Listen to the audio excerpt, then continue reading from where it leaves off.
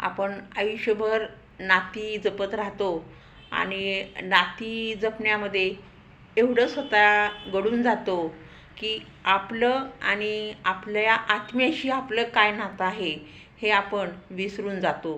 पण ज्या वेळेला आपल्याला असं समजतं की प्रत्येक नात्यामध्ये व्यवहार बघितला जातो आणि ज्या नात्यामध्ये व्यवहार बघितला जात नाही ते नातं शाश्वत असतं किंवा कायम टिकणार असतं, ते आत्मा आणि परमात्मा हे नातं आपल्याला माऊलींनी सांगितलेलं आहे. आपण असंख्य गोष्टींचा विचार करतो त्यावेळेला आपल्या असं लक्षात येतं की जीवनामध्ये मी हे केलं, माझं हे करायचं राहिलं, हे मला करायचं होतं, हे प्रश्न सतत आपल्याला दुःख देत असतात किंवा सतत आपल्याला कमीपणाची भावना निर्माण करणारे असतात. मग आपण जन्माला आलो ते फक्त घर बांधणं, गाडी घेणं किंवा पैसे कमवणं यासाठी नाही, तर आपल्याला काय सुख भेटलं आपल्या जन्मामध्ये याचा आपण थोडा तरी कधीतरी विचार करायला पाहिजे.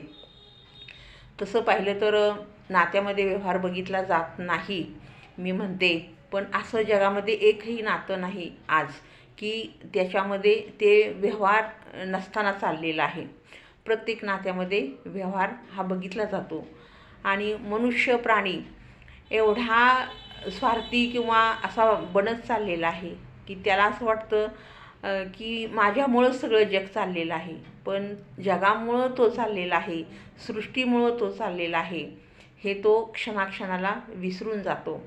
एवढे मोठे तुकाराम महाराज एक वेळ ते काय म्हणाले की कुणब्याच्या घरी जन्मलो आम्ही, संस्कृत भाषा आम्हा काय जाणे. आणि मग त्यांनासुद्धा समजलं तुकाराम महाराजांना की आपण म्हणतोय ते चुकीचं आहे. ज्ञानेश्वरीमध्ये हे सगळं सांगितलेलं आहे आणि याचा मला अभ्यास करावा लागेल. त्यावेळेला मग तुकाराम महाराज परत म्हणतात, कुणब्याच्या घरी जन्मलो आम्ही, संस्कृत भाषा आम्हासीच ठावी.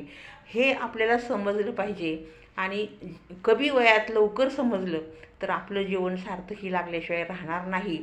आपण कशाच्याही मागे लागतो आणि आपले विचार खंडित करण्याची शास्त्र ह्या जगामध्ये खूप आहेत, त्याच्याच मागे लागतो.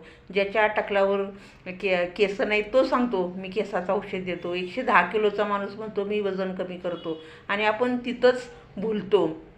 हे भुलणं हेच आपला नाश आहे किंवा हेच आपले विचार खंडित करतात.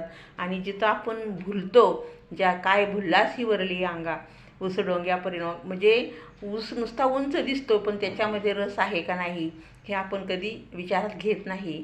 आणि म्हणून नाती टिकली पाहिजेत, नाती टिकवा, पण